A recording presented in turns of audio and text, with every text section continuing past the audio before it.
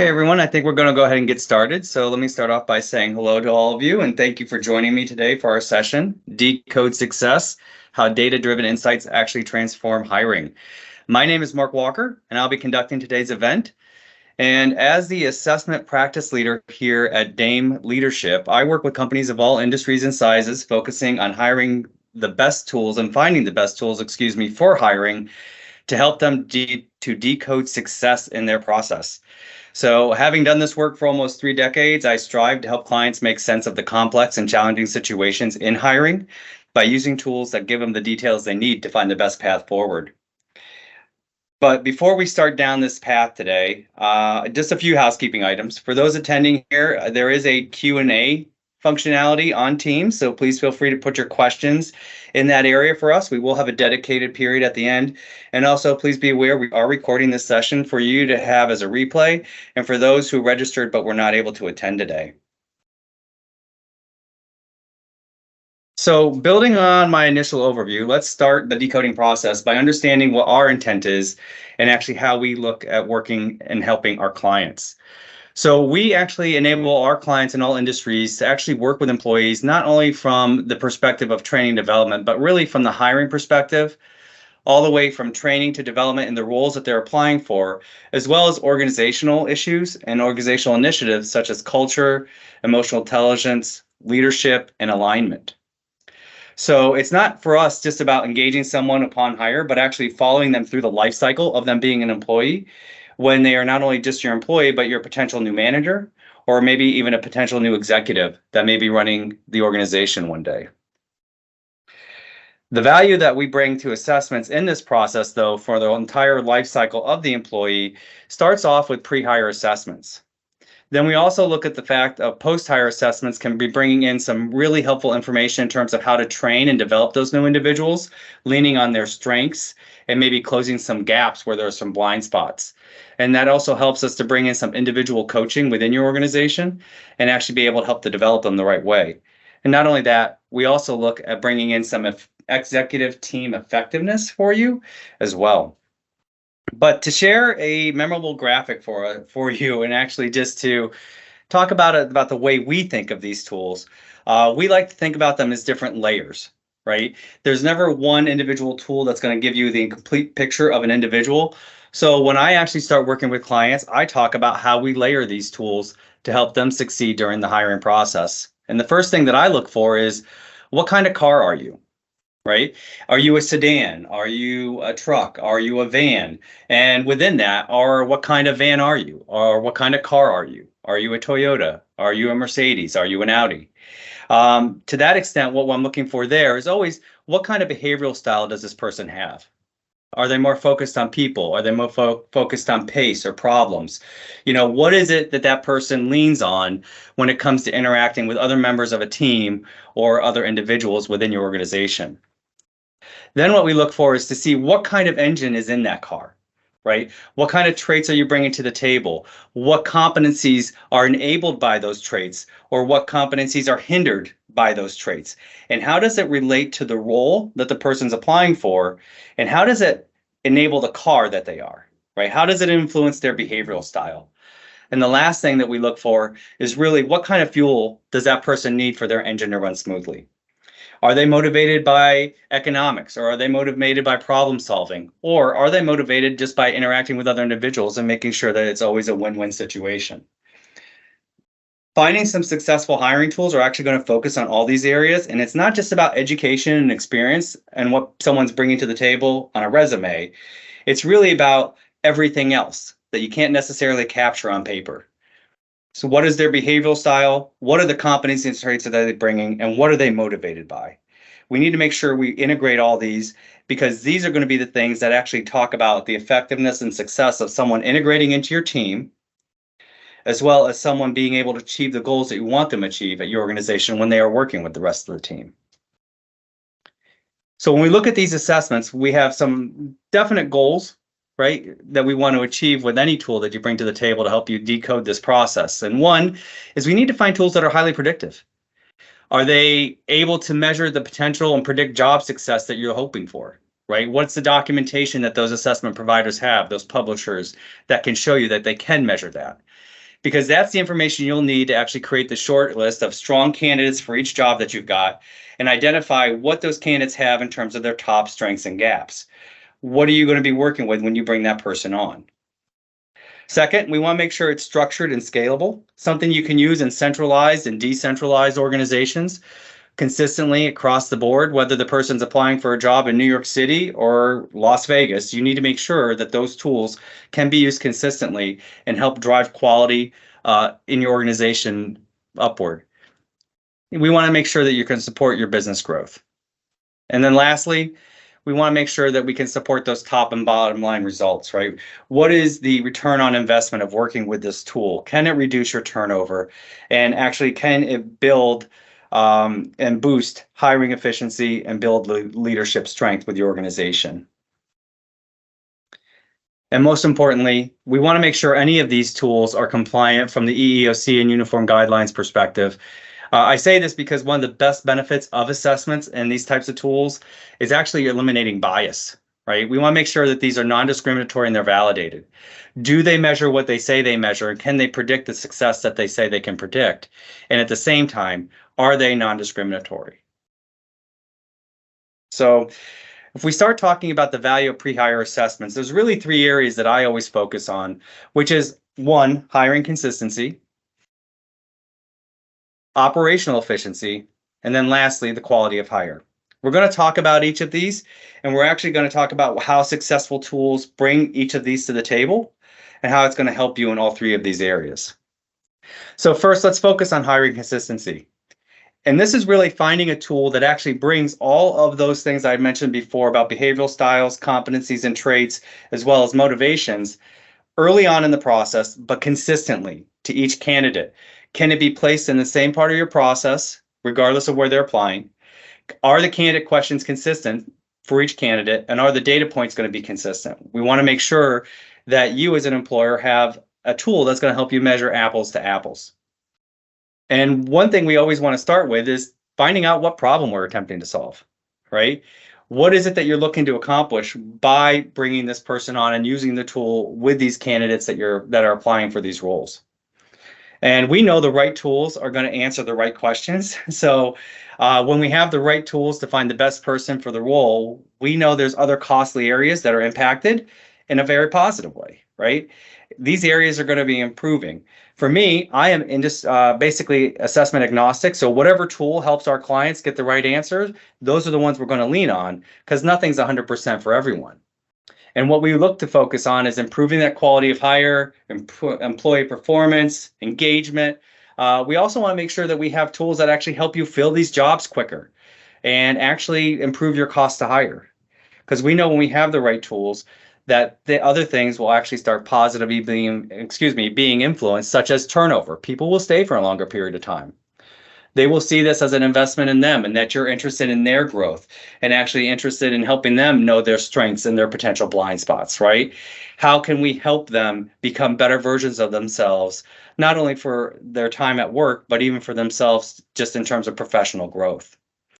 We know that when we have these kind of tools, you're going to see all these trusted, reliable data points come in that are going to help you guide you down that path.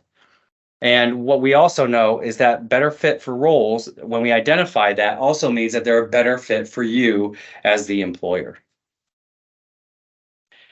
There are a lot of organizations out there that do kind of studies about what is the place to put these types of assessments. How can we ask a candidate to do this, and what's the most likelihood that a candidate will complete the process when they're being brought to the table? Well, this information here is from Brandon Hall, but we also have similar data from the Society of Human Resource Management. And what we see is that doing it earlier on is the most successful place to put it statistically. The sooner the better. You know, organizations show that this is the best time because it gives you better understanding of who this candidate is, what are their behavioral styles, what are their traits, their competencies, and how it gives you a guide as to how to address those during the interviews with the candidates. So that being said, candidates will complete it. I know that's always one concern that people have, is that someone will start down the process and not do that.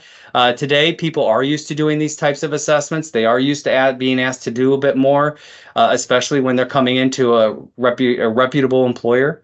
So to that extent, we've not seen that be an issue, especially if you do it earlier on. If they choose not to do it, then you really know that candidate's not that dedicated to working for you.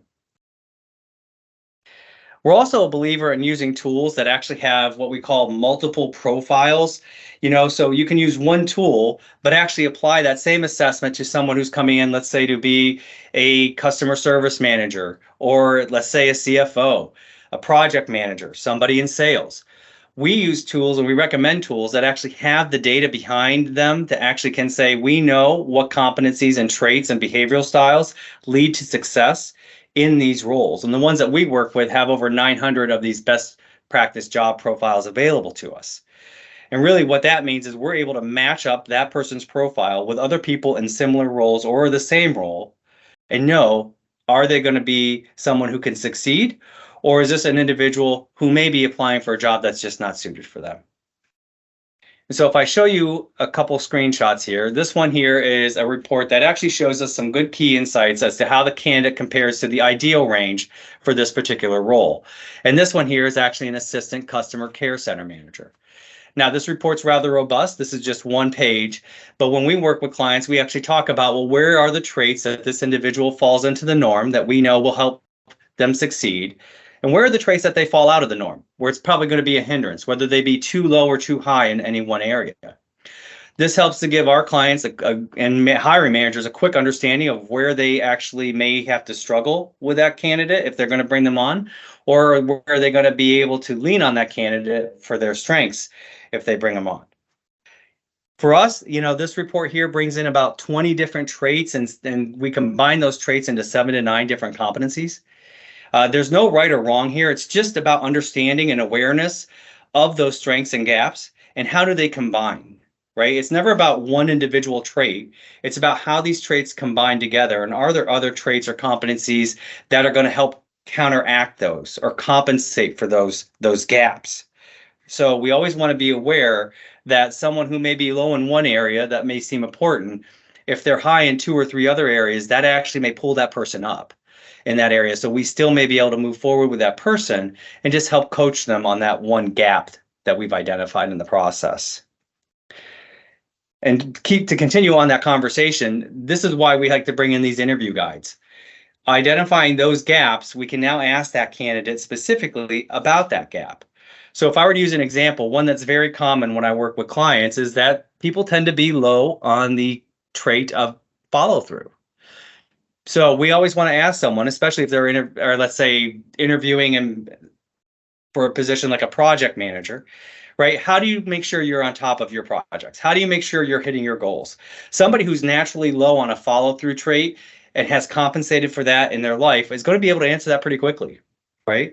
I make sure before I end the day, I know where I have to do the next day. I use my calendar to make sure that I stay on top of my meetings and my milestone dates. I use a project management platform such as blank, blank, blank to help me make sure I stay on top of the projects that I'm working on.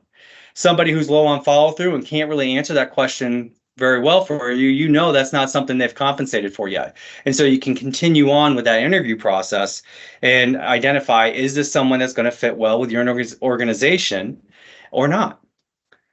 And a major part of decoding success, knowing these traits, is being able to develop the person you do bring on. So you would get a report from a great tool like this. And again, we're agnostic. These are some screenshots of a specific tool that I use.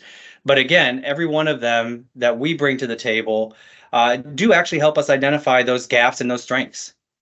And we want to make sure that we engage those individuals, help them create their own personal development path, on how to leverage those strengths and how to close those gaps.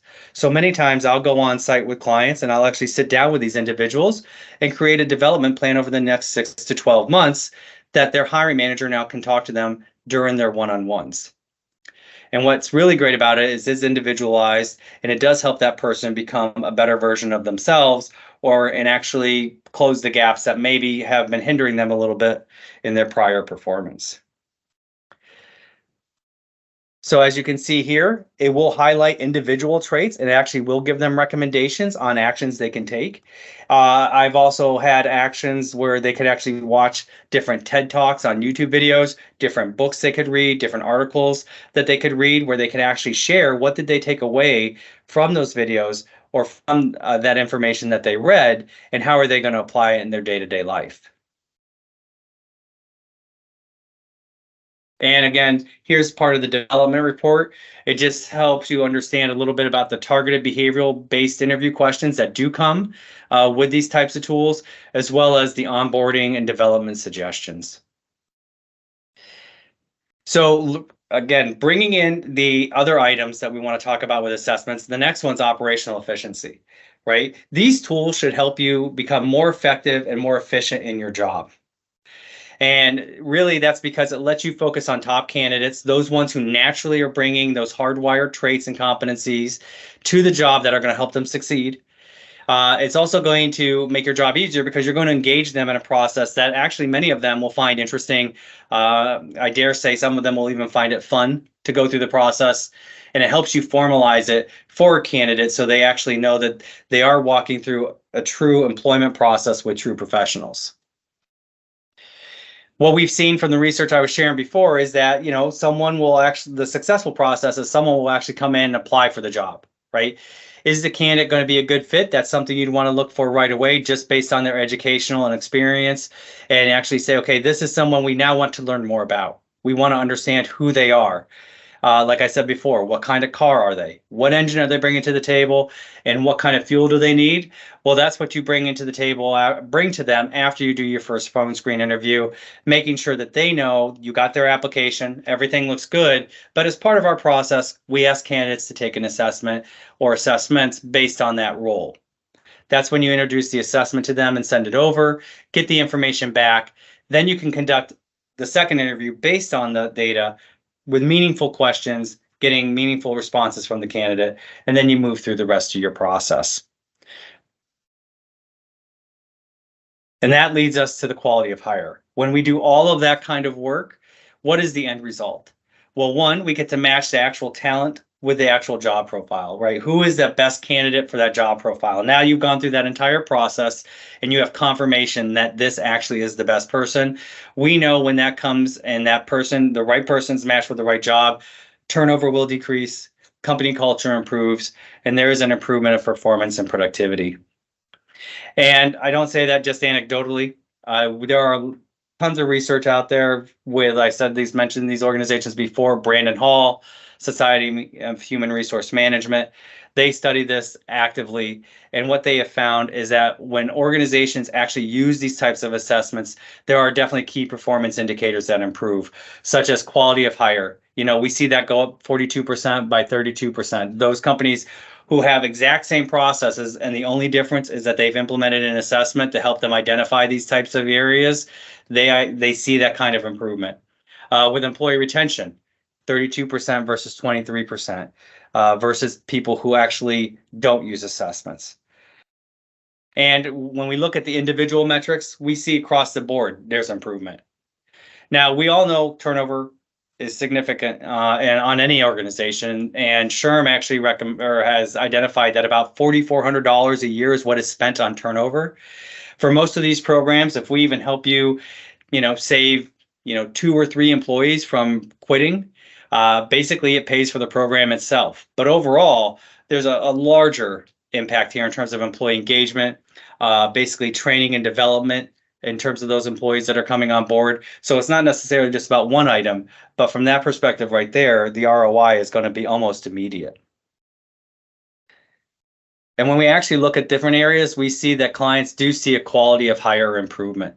This is important because a lot of times when people come in and they actually interview, they may actually be very personable. They may actually be someone who's actually very engaging during that interview process. However, that's only one aspect of who they are. Are they going to have the right traits? Are they going to have the right competencies when they come in and become, let's say, the project manager for you? Or do they naturally need to be someone who's got to be reminded every day, this project is due by the end of the month? or you need to be here on time, or you're late to every meeting, etc. There are people who just naturally need to be monitored to that extent. Project management would not be a good role for that person. So to that extent, we always look for those assessments that actually help us identify those traits and competencies that are going to help them succeed. That's why when you see an organization like this who's been using that data, that they do have a measurable improvement over quality of hire. And not only that, employee retention. People do know when they're being invested in. And actually, when I work with clients where I go on site and walk them through assessments and help them create their own development plan based on these reports, there's always a huge attitude of gratitude, excuse me, huge sense of appreciation of spending time with them and helping them to become better versions of themselves and improving. And very commonly, the people actually say, I can't believe my organization is so interested in me that they're willing to invest this time and this effort, and they're very grateful. So therefore, employee retention improves. So to answer the original questions that we had about this whole presentation, which was, what are some good traits? What are some bad traits? Fact is, there's no single bad trait. There's no single good trait. It's always about how all of these combine and how you as an employer actually can use that data to to make the right decision to make a successful hire. So it's always about how they line up, how they combine, and how do they relate to the role. Right? Do they help or do they hinder that person when they're coming on board? And so what we really need for that is a reliable set of tools. And for that additional data, we always want to assess whatever it is we're bringing in. So we are always looking at, are we bringing up pre-hire or post-hire assessments, and are we looking at evidence-based decisions here?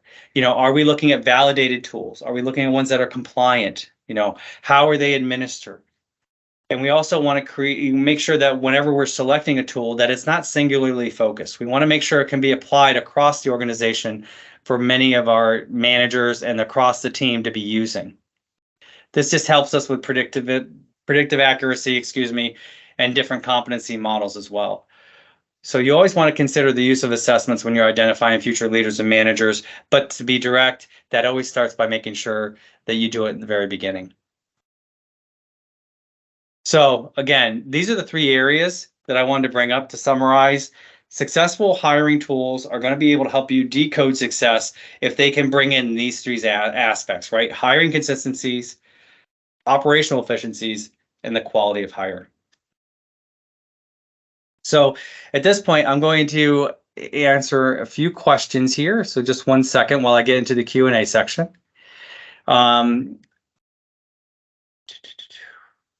And thank you for your patience. If you do have questions, please feel free to post them. But I do know some people had actually submitted questions prior to the session. So one of the questions I already addressed, which was, do candidates actually really complete these assessments? I've seen a lot of them drop off when asked.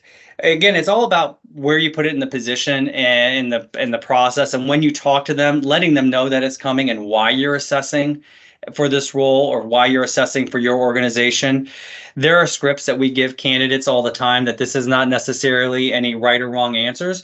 We just want to make sure that you're a good fit for our culture, you're a good fit for the role.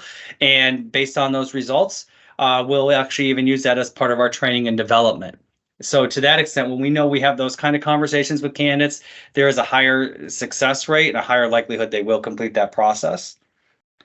In terms of discrimination, I had received another question too about, are there any concerns about discrimination or using these tools for that reason? Fact is, a good validated tool where it's going to help you remove bias, it's going to help you compare apples to apples through a clear filter. So again, you always want to make sure that these tools are compliant with the EEOC and the uniform guidelines, and actually ask them about their validation and their technical documentation. Any good provider is going to be able to answer those questions clearly. And then another question I have here is about the cost of doing them. Again, that's going to be specific to your organization and your number of hires and number of employees, and really to what depth you want to go with the assessments. What I'll say is that SHRM has mentioned time again that the cost of a turnover is $4,400 per employee. I think that number is going up at this point. We also know there's other organizations that say the cost of a bad hire is basically 1 times the person's annual salary. But if you start looking at things like the time to train someone, the time to bring someone on, potential conflicts that may exist, like I was mentioning before, somebody who doesn't necessarily show up to meetings all the time, somebody that you got to stay on top of to make sure that they get their work done. There's a lot of costs to those kind of behaviors too, both financial and productivity wise. So to that extent, these programs typically pay for themselves very quickly, but you can actually set them up to actually track that data and make sure that you're getting the return on investment that you're looking for. Now, those were all questions that I had received via email and via LinkedIn prior to the session. If you do have any other questions, please feel free to post them in the Q&A section as we go through this.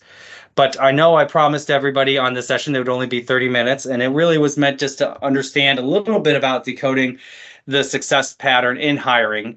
What can we do? What are we looking at? Because just going off someone's resume is not going to necessarily give us that success that we're looking for. We need to understand who that person is, how they prefer to behave in different situations, what are they bringing to the table, and what do they need in terms of motivation to get the job done well. That being said, I do want to thank you all for being here today.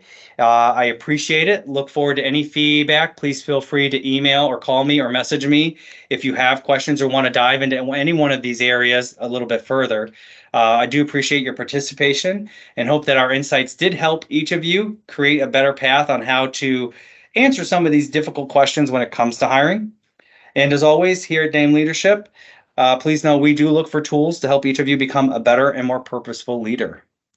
Thank you so much for your time today, and I wish the best for you all. Have a great day.